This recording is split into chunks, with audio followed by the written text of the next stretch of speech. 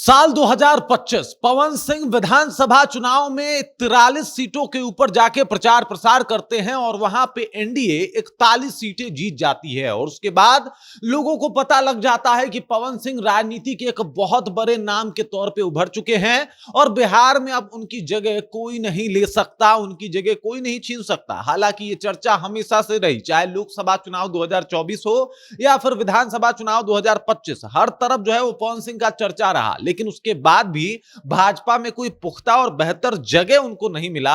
हालांकि इसके लिए वो तमाम कोशिश भी किए, लेकिन उसके बाद भी हर जगह पवन सिंह फेल हो गए या फिर भाजपा के हाथों दरकिनार कर दिए गए। आखिरकार इसके पीछे का कारण क्या है? पवन सिंह को भाजपा क्या धीरे धीरे साइडलाइन कर रही है? क्योंकि अभी बंगाल चुनाव है और जो स्टार प्रचारक रहे पवन सिंह, उनको बंगाल चुनाव में जगह ही नहीं मिला, जबकि मैथिली ठाकुर उनसे बाद में राजनीति में आती हैं और उनको केरला जैसे राज्य में भेजा जा रहा है बतौर स्टार प्रचारक। पूरी कहानी आपको विस्तार पूर्वक बताएंगे, समझाएंगे कि किस तरीके से पवन सिंह से धीरे धीरे अपना रास्ता जो है वो भाजपा तोड़ रही है और अब उनसे जो है वो कहीं ना कहीं दूरी बना रही है। पूरी कहानी क्या है, चलिए इसको विस्तार पूर्वक समझते हैं, जानते हैं। लेकिन उससे पहले मेरा परिचय जान लीजिए।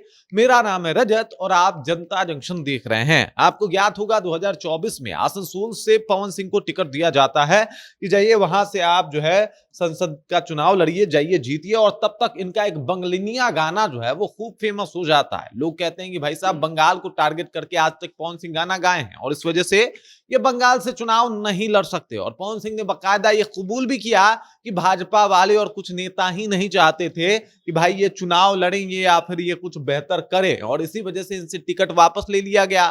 फिर ये आते हैं काराकाट से निर्दलीय चुनाव लेते हैं, उस वक्त भी खूब धूम मचाते हैं, लेकिन उसके बाद भी चुनाव हार जाते हैं और इनके चक्कर में भाजपा 2-3 सीटें और ज्यादा गंवा देती है।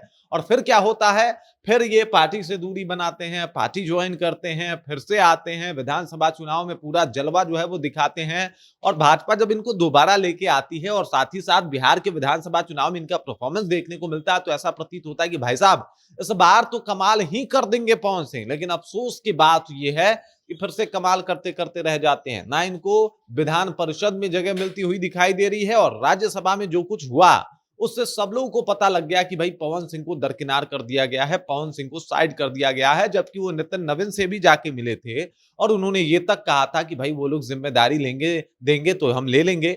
लेकिन अफसोस इनको कोई जिम्मेदारी नहीं मिलती। और अब स्थिति ये है कि बंगाल में जब चुनाव है और यहाँ पे कई सारे नेता जा रहे हैं, सम्राट चौधरी जा रहे हैं, वहां पे मंगल पांडे जा रहे हैं, तमाम बड़े बड़े नेताओं को बुलाया गया है, वहां पवन सिंह का जगह नहीं है। अब मजे की बात यह है कि आप देख लीजिए मैथिली ठाकुर जो है अभी केरला में है, लगातार भाजपा का वहां पे प्रचार प्रसार कर रही है, लेकिन पवन सिंह को वहां पे कोई जगह नहीं मिला। और ये सारी बातें बता रही है कि पवन सिंह को धीरे धीरे करके भाजपा जो है इनके राजनीतिक करियर को समाप्त करने वाली है। अब इस बात को इस तरीके से समझ लीजिए कि सवर्णों के बड़े नेता के तौर पे उभरते हुए पवन सिंह के ऊपर अब ग्रहण लग रहा है और इसके पीछे का कारण है उनका निजी जीवन। निजी जीवन हमेशा विवादों में घिरा रहता है, कभी पत्नी को लेके तो कभी किसी के साथ मंच पे किसी को कमर को सहलाने को लेके हमेशा से पवन सिंह विवादों में रहे और अभी तक इनका विवाद का ये जो दौर है वो जारी ही रहा। पवन सिंह लगातार विवादों में घिरते रहे और भले ही इनके प्रशंसक को लगे या न लगे,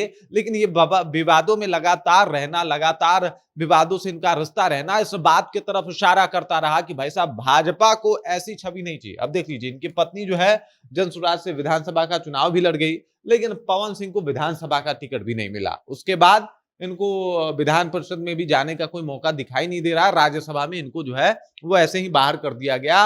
इनके बारे में चर्चा हुई, लेकिन चर्चा बस इन्हीं तक रह गई और बाकी इनको जो है वो भाजपा ज्यादा पूछी नहीं। और अब स्थिति ये है कि सवर्णों के बड़े नेता, राजपूतों के बड़े नेता बने रह गए और इनको भाजपा ने जगह ही नहीं दिया। और अब स्थिति ये है कि भाजपा शायद इनको साइड करना चाहती है, पवन सिंह से अपना पीछा छुड़ाना चाहती है। और ऐसी स्थिति जो है अभी भाजपा में बनी हुई है। एक तरफ जहां पे अमित शाह से मुलाकात करते हैं, तमाम चीजें ठीक करने की कोशिश करते हैं, और दूसरी तरफ भाजपा में ये सिर्फ कोशिश कर रहे हैं। ये ऐसा नहीं है कि मतलब भाजपा के लिए अभी से काम कर रहे हैं, 10-15 साल हो गए भाजपा के लिए चुनावी फील्डिंग करना, चुनाव के लिए प्रचार प्रसार करना, लेकिन उसके बाद भी भाजपा ने इनको ज्यादा तवज्जो नहीं दिया। और देख लीजिए मैथिली ठाकुर जिनका कोई चर्चा नहीं था, 25 साल की उम्र में उनको विधायक बना दिया गया और उसके बाद उनको स्टार प्रचारक की भूमिका में अब केरल और हर एक जगह पे भेजा जा रहा है।